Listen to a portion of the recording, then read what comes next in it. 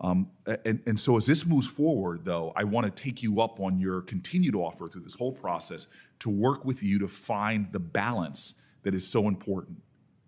10 years I've been in the Senate and have been, just like colleagues of mine on both sides of the aisle, wanting to stop all kind of heinous crimes. But I often find in the criminal justice space that we do good work, but there are unintended consequences that often the most vulnerable people, people who are often maligned or discriminated against, often get unjustly prosecuted. I want to thank Senator Padilla, who's been a great voice on this. I do worry about the LGBTQ community.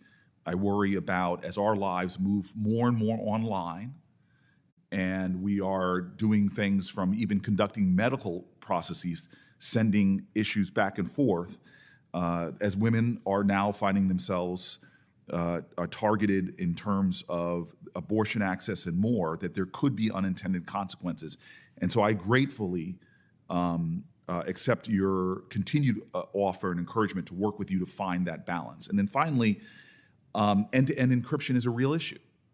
I know a lot of us in this room use encrypted platforms to communicate. We do it in the Senate all the time, end-to-end encryption, where there is no knowledge of the platforms we use, because I communicate with a lot of folks in this room on that, about what we're saying as Senate. I don't want them to know when we're having private conversations, when I can't track a colleague down, but send it through an encrypted platform. That is a real issue that Senator Padilla rightfully brings up, and I think we need to think about that. We are in a society now with AI, quantum computing.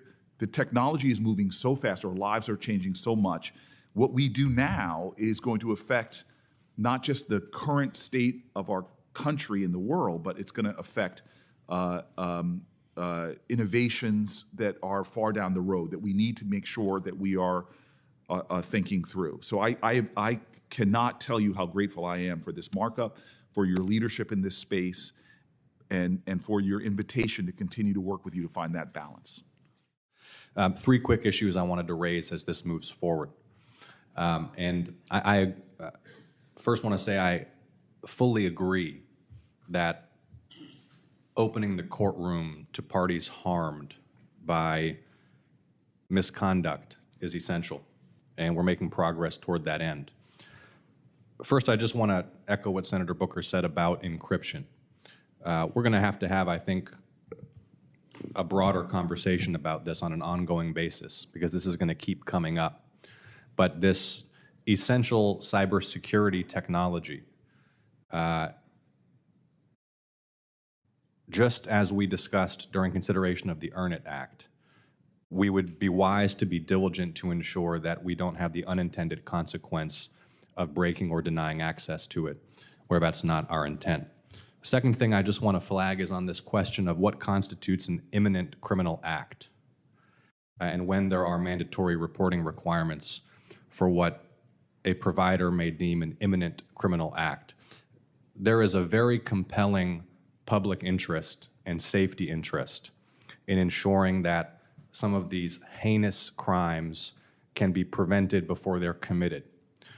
We also need to think carefully, I think, as we move through this process about when we may start to cross the line into asking providers to predict future crimes and to report people on that basis, because I think there potentially some due process and Fourth Amendment concerns may come into play.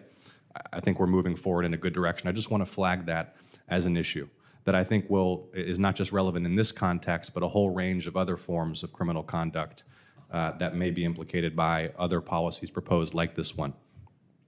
And finally, the point about the interests of parents. Obviously, the overwhelming interest of parents here is to protect their children from online abusers.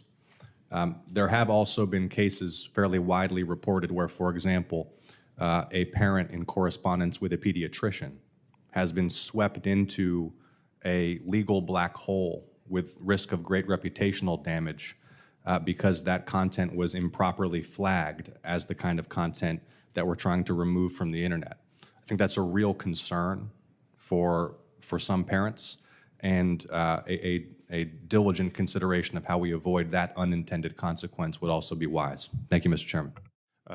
Absolutely agree with the spirit of the legislation. I just want to highlight there are still some outstanding questions that I hope can be addressed as the bill moves to the floor. And I'll begin by reminding us of a comment I made last week as we discussed the Earn It Act. Want to work with you and others in the committee to ensure that the legislation allows us to go after the bad actors, but doesn't unintentionally impede access to encryption. I'm also nervous that some of the provisions of the bill may overwhelm and negatively impact NCMEC's operations. That's been discussed earlier in today's hearings. I'm also sensitive to the concerns that have been raised about the report and remove structure that could be challenging to navigate. And finally, I already had outstanding questions about the scope of conduct reached by your bill's changes to 18 U.S. Code Section 2255, as well as the new criminal provision created at 18 U.S. Code 2260B. Still reviewing the changes that you and Senator Hawley agreed to. We received the language just this morning. So I just want to make sure that we get an opportunity to chime in on those as this bill moves to the floor. And finally, I'd like to consent to enter into the record a letter from the Internet Society, which details some of the concerns in more depth. I certainly look forward to working with you and your team.